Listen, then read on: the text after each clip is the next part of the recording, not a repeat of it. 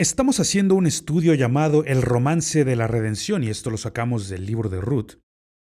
Y bueno, en sus notas tienen todo lo necesario para hacer este grandioso estudio. Y yo creo que todo cristiano debería hacerlo, es como un estudio básico, todos tendrían que hacerlo.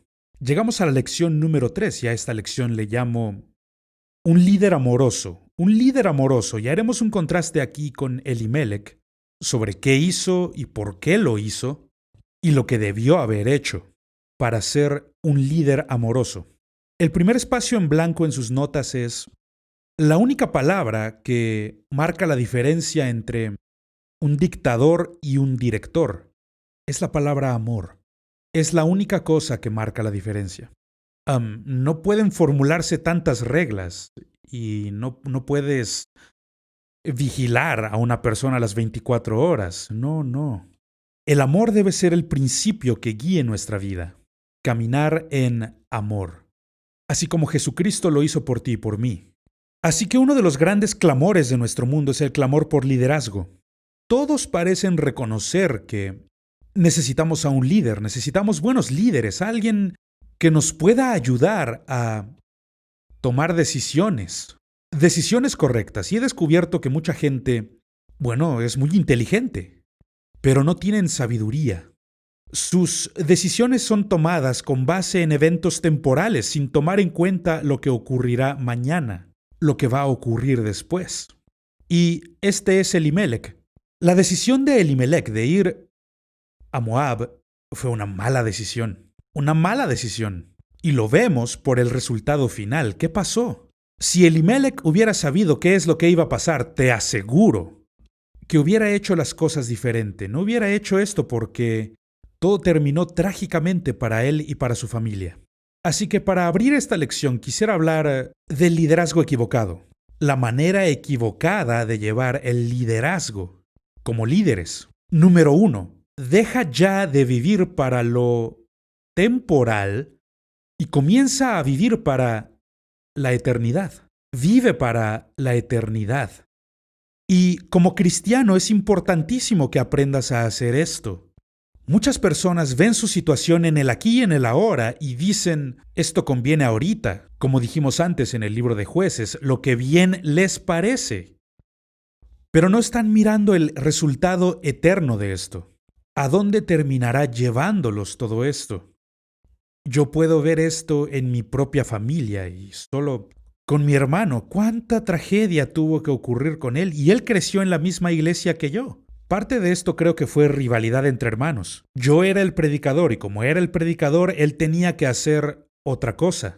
Y él dejó fuera a Dios, dejó fuera a la iglesia y no terminó de la mejor manera para él. Así que no vivas para lo que es temporal. Aprende a vivir para lo eterno.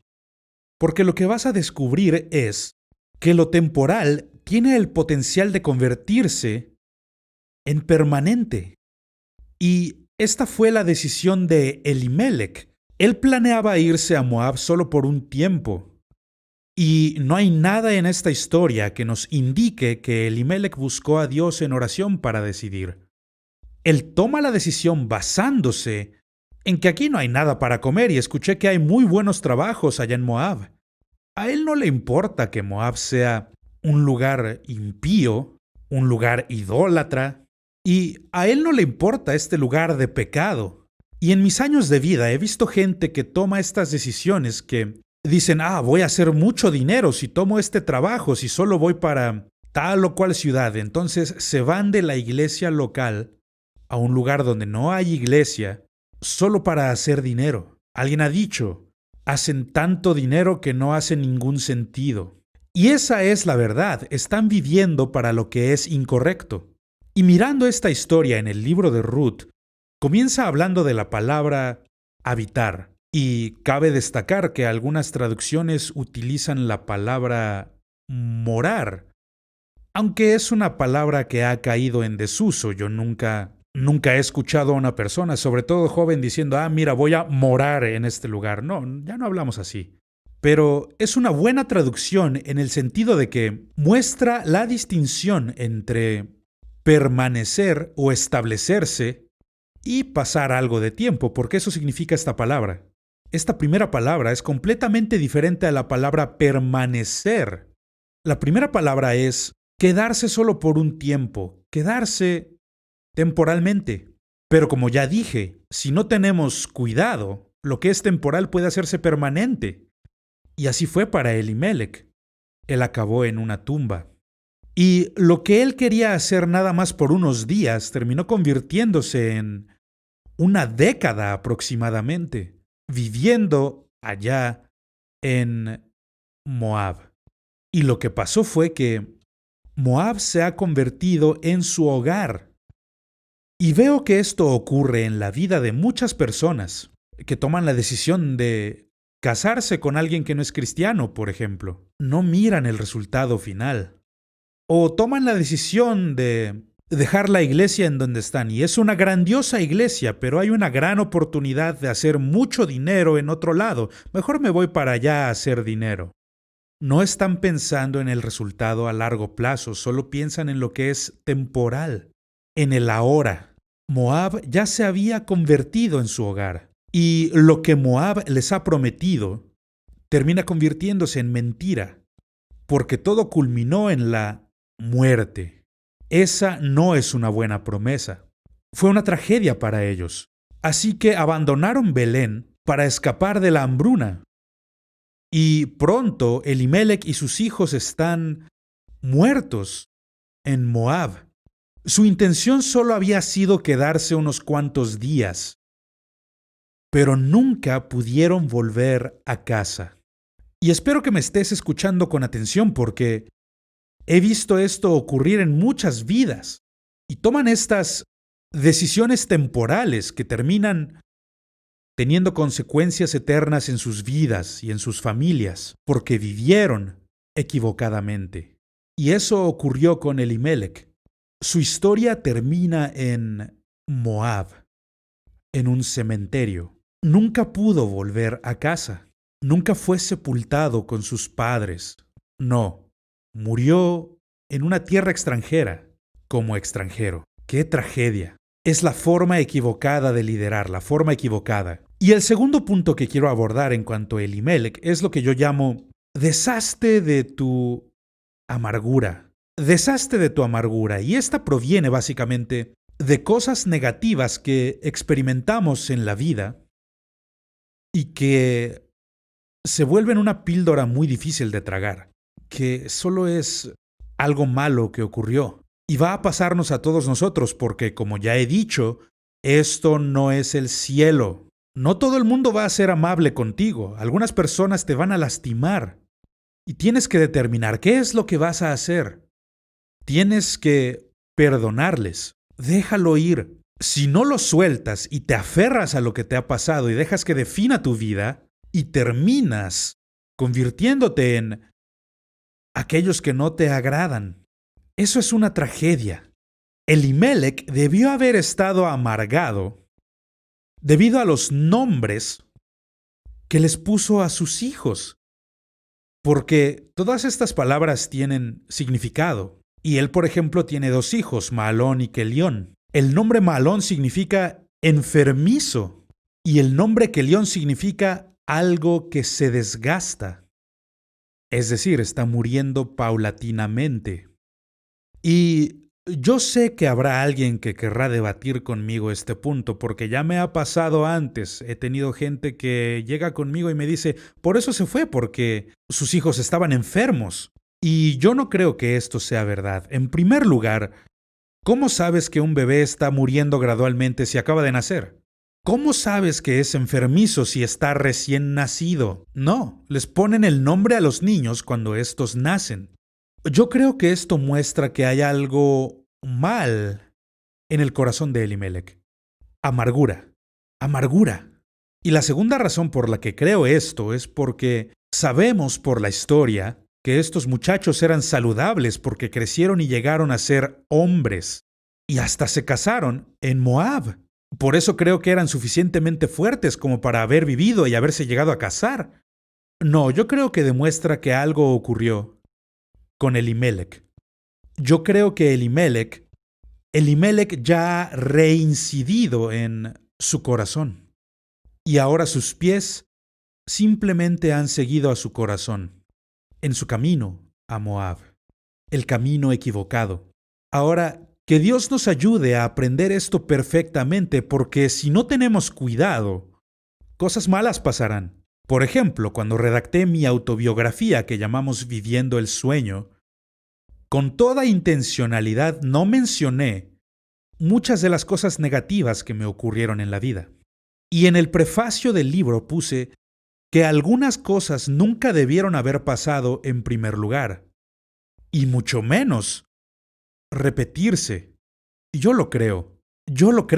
No voy a poner la concentración de toda mi vida en las cosas malas que me han pasado, sino que voy a concentrarme en las cosas buenas. Y tú tienes la misma elección. ¿Quieres concentrarte en el problema o concentrarte en la promesa?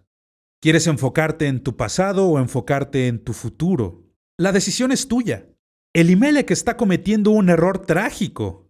Y yo creo que esto surge de la amargura que existe en su corazón.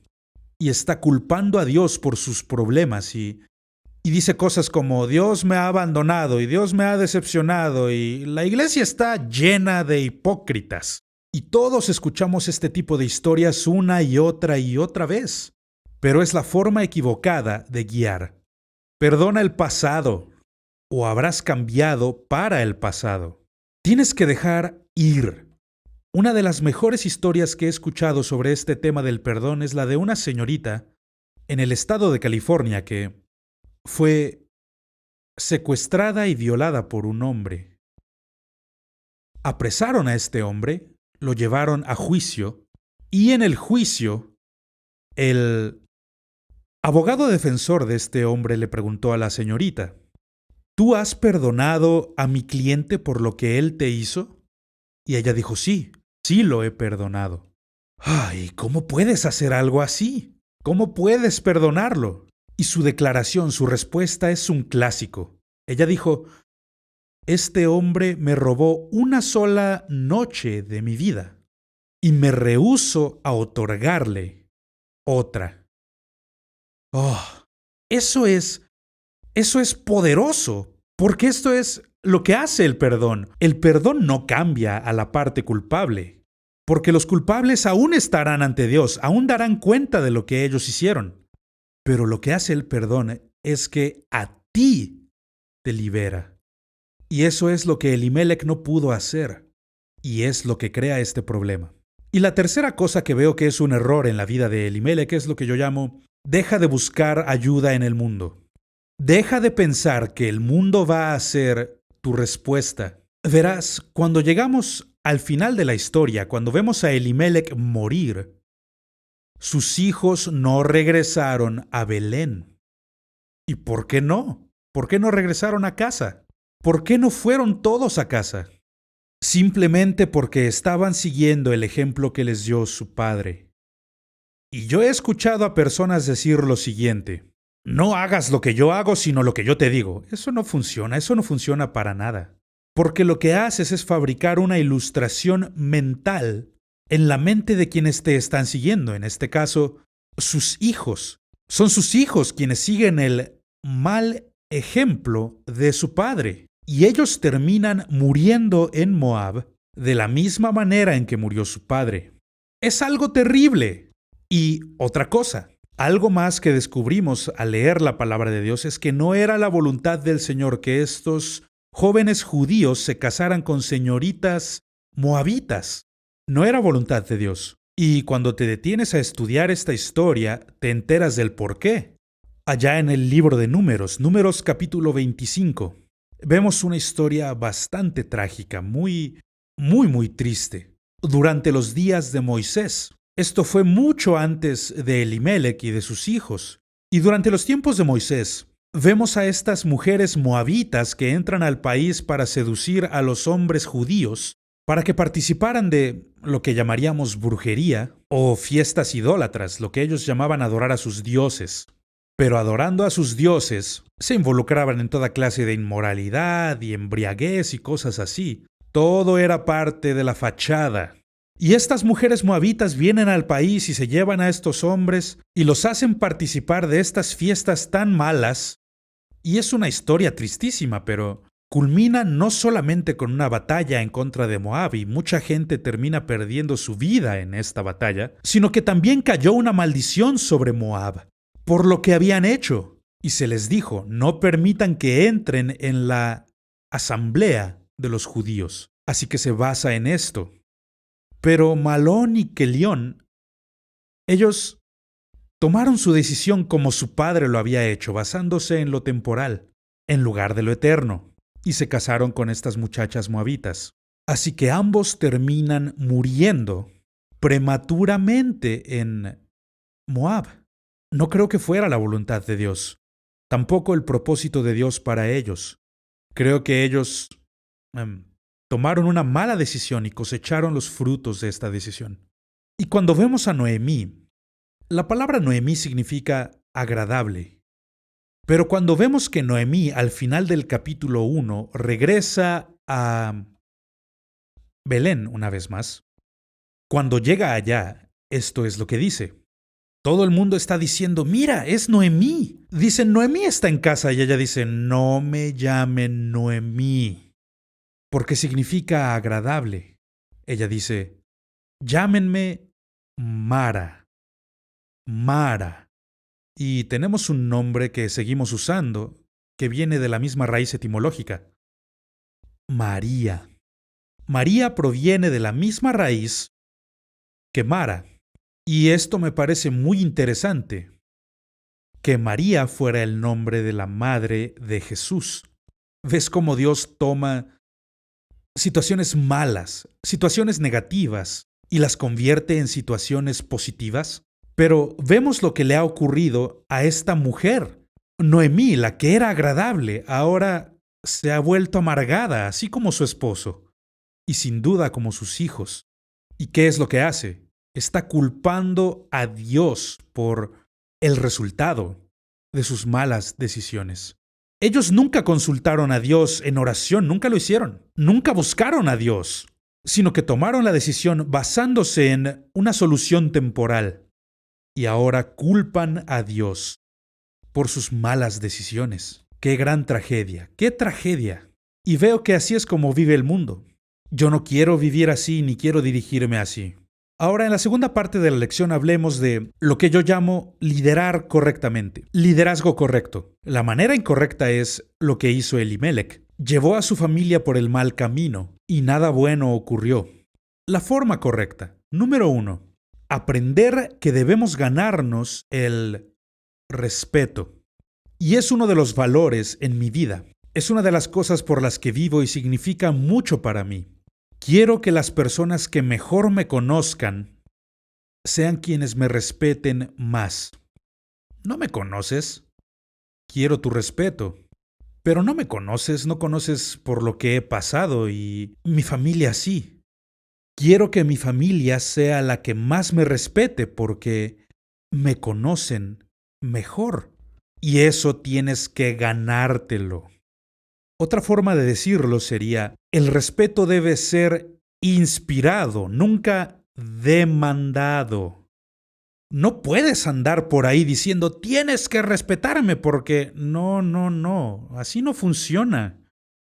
Sino que se inspira por la forma en que vives y quién eres mientras te conocen mejor. Recuerdo que hace muchos años, como crecí en la iglesia y recuerdo a predicadores que siempre hablaban sobre mantener cierta distancia con la gente, no dejar que se acerquen demasiado, porque si dejas que se acerquen demasiado, menos respeto llegarán a tener por ti.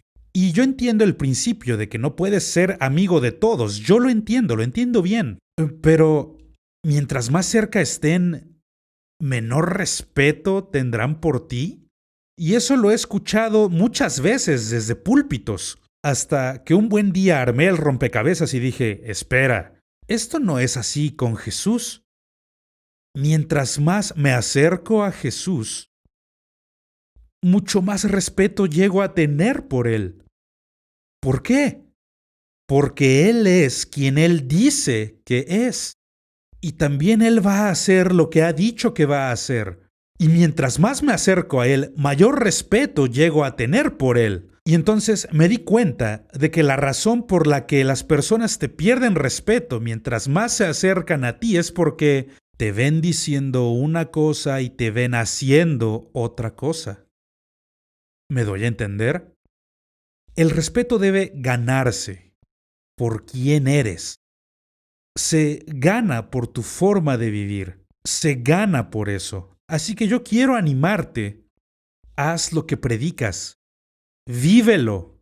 No solo hables de ello. Hazlo. Y la gente llegará a respetarte por eso. Lo segundo que veo al aprender a vivir correctamente es que el poder no necesariamente es correcto. Por ejemplo, esto lo he visto con padres e hijos. Cuando los niños son pequeños, cuando son unos niños chiquitos, lo único que tienes que hacer es señalarles y decirles qué es lo que tienen que hacer, porque eres un gigante que habla con ellos. Y seguramente harán lo que el gigante dice, porque dicen, yo no quiero tener absolutamente ningún problema con este gigante. Pero a medida que los chiquitos crecen, pronto les estarás viendo cara a cara. No puedes guiarles ahora, diciendo, yo soy el jefe. Recuerdo muy bien cuando mi padre me enseñó esto. Yo era un niño pequeño y me dijo, hijo, ¿ves a estos hombres que van por ahí diciendo, soy el jefe de mi familia? Me dijo, no les creas. Eso no es verdad. Me dijo, ¿no ves jefes andando por ahí diciendo, yo soy el jefe? No, todos conocen quién es el jefe. Y me dijo, si en verdad fuera el jefe de la familia, no estaría por ahí diciéndolo. Y eso es verdad. Es verdad. Verás, primeramente, te ganas el respeto y después, cuando llegas a comprender, solo porque soy más grande, solo porque tengo más dinero, solamente porque soy el más viejo, no necesariamente significa que tenga más sabiduría o que estoy tomando la decisión correcta. Y aprendes el principio de que el poder no siempre está bien, que a veces aún los cristianos más viejos cometen errores.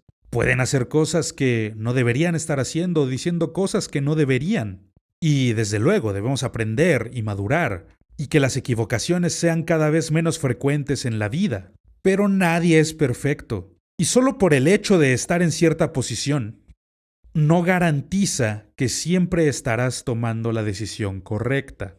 Luego el tercer punto, si vamos a ser buenos líderes, si vamos a hacer las cosas bien, debemos aprender a someternos a la autoridad apropiada. Lo cierto es que todos estamos escuchando a alguien más. Todos escuchamos a alguien. Cada quien está escuchando a alguien más. El problema aquí es que muchas personas están escuchando las voces equivocadas, las voces incorrectas. Rebelión. La rebelión no comenzó con tu familia o en tu colonia o con tu comunidad. No, la rebelión es un problema espiritual que comenzó con el diablo en el trono de Dios. Allá no existía pecado alguno más que el que estaba en el corazón de Lucifer. Ese es el único pecado. Dios no había hecho nada malo, pero la rebelión comienza en el cielo. Ahora, si comenzó en el cielo, no debería sorprendernos cuando la vemos aquí en la tierra. Que no nos sorprenda cuando la veamos en la iglesia. Porque ocurre. Hay algo muy curioso en cuanto a los bebés. Ya sabes, estas personitas tan pequeñas que no conocen el bien o el mal, no saben ni qué pasa. Pues son unos bebecitos. Son tan inocentes. Pero a medida que crecen, aprenden a caminar y aprenden a hablar. ¿Cuál sería una de las primeras palabras que aprenden a los 18 o 24 meses de edad, generalmente? De repente esta criatura angelical que siempre se había portado tan bien y lo hacía todo bien, de repente da una patadita en el suelo y con fuego en sus ojos dice, ¡no! Y de ahí en adelante va a existir esta batalla de voluntades en la casa. Todos hemos lidiado con eso. Todos nos estaremos sometiendo a alguien. Como dije, todos estamos escuchando a alguien. El problema es, si no tienes cuidado, escucharás la voz equivocada. La única cura que existe para la rebelión, la única, es someterse a la autoridad de Dios. Esa es la única cura. Nunca vas a poder arreglarla tú solo. Nunca vas a poder arreglarla, no. Solo sometiéndose a las autoridades correctas. Y es lo mismo para todos nosotros. Dios me ha puesto en una posición en que he tenido que supervisar a cientos, incluso a miles de pastores. Porque hasta los pastores necesitan pastor. Y tengo a miles de ellos que me llaman pastor. Pero adivina qué. El hecho de que yo sea pastor de pastores no quiere decir que yo sea el jefe. Yo no soy el jefe. Y por esa razón me someto voluntariamente a mi pastor. Mi yerno ahora es mi pastor. ¡Wow! Eso lo digo muchas veces porque de otra manera las reglas cambiarían. Yo ya no soy el pastor. Ahora él es el pastor y por eso me someto. Y si no estoy predicando, voy a la iglesia y lo escucho predicar a él. ¿Por qué? Porque hasta los pastores de pastores, necesitan pastor. Todos nosotros debemos estar en sumisión. Y si no estamos en sumisión, esto nulificaría nuestro derecho de ser autoridad. Porque lo único que nos va a dar la autoridad de Dios será someternos a Dios. Nos sometemos a las autoridades que Dios ha puesto en nuestra vida. Y yo espero que comprendamos de lo que estoy hablando aquí, porque veo muchas personas que están en rebelión. ¿Y cómo saber si en verdad estás sometido a la autoridad? Cuando la autoridad te pide que hagas algo que no quieres hacer, y no hablo del pecado aquí, no estamos discutiendo el pecado. Hablamos de cuando tú intentas hacer algo y te dicen, no creo que deberías hacerlo esta vez. Y ahí descubrirás si es cierto que estás sometido a la autoridad. Lo cierto es que la rebelión puede ser transmitida a nuestros hijos, y eso le ocurrió a Elimelec. Y no solamente se transmite la rebelión. Puedes enseñarles sumisión piadosa. Puedes ponerles ese gran ejemplo. Y el cuarto punto que quiero abordar es aprender a ser un líder amoroso. Líder amoroso. Y aquí es donde creo que Elimelec fracasó estrepitosamente. Elimelec no estaba pensando en su familia cuando se fue para Moab. Piensa solo en sí mismo. No estaba pensando en su familia. No está tomando esta decisión basándose en qué es lo mejor para ellos, sino lo que es mejor para él. Si vamos a ser líderes amorosos, debemos aprender a hacer sacrificios. ¿Qué quiero decir? No hacer lo que me satisface a mí, sino lo que es mejor para la iglesia, para mi familia, lo que es mejor para el grupo. Eso es ser un líder sacrificial, que estás dispuesto a dar de ti mismo. Eso fue lo que hizo Jesús. Ese es el ejemplo que Jesús ha puesto para nosotros. Cuando dijo, yo no he venido para ser servido, sino para servir y para dar mi vida en rescate por muchos. Eso es buen liderazgo, eso es liderazgo piadoso. Eso es ser un líder amoroso. Y eso es lo que Él hizo por nosotros. ¿Recuerdas cuando dijo, ninguno me quita la vida, sino que yo la ofrezco por mi propia voluntad? Es gracias al amor. Por amor entrego mi vida. Y esta es la prueba del amor. La prueba del amor elementalmente se basa en esto.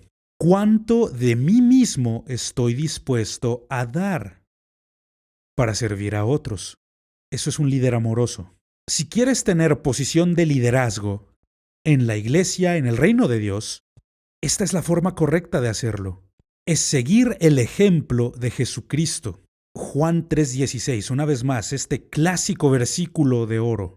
Porque de tal manera amó Dios al mundo, que ha dado a su Hijo unigénito. Y luego Jesús dice, ya que ustedes son mis amigos, porque yo les amo, estoy entregando mi vida por ustedes. Ese es un líder amoroso. Un líder amoroso se gana el derecho de liderar, porque lideran con decisiones que se basan en el amor. Y si vamos a comprender la responsabilidad, como ya he dicho, Elimelec falló estrepitosamente, porque no está pensando en su familia, está pensando en sí mismo. Y él les falló a ellos en su responsabilidad como líder. Pero la verdad es que el futuro de felicidad para los que nos siguen se basa en que nosotros tomemos buenas decisiones. Y yo no sé tú, pero a mí me pone una carga pesada en el corazón. Me doy cuenta, y de hecho en Santiago capítulo 3 dice, no anhelen, no deseen ser maestros, a menos que estén dispuestos a ser juzgados con mayor juicio. Dios me va a pedir cuentas de más de lo que a ti a estas alturas de tu vida. ¿Por qué? Por causa de las personas que nos siguen. No solo voy a rendirle cuentas a Dios de mí mismo, sino que rendiré cuentas por la gente que cree en mí y que siguen lo que digo, y soy juzgado con mucha más altura. Es una grandiosa responsabilidad, y la única manera en que podemos hacerlo y hacerlo bien es ser un líder amoroso. Eso fue lo que hizo Jesús. Él es nuestro ejemplo. Síguele a Él y permítele poner ese ejemplo en tu vida. Que Dios te bendiga en tu viaje cristiano mientras aprendes a ser un líder amoroso.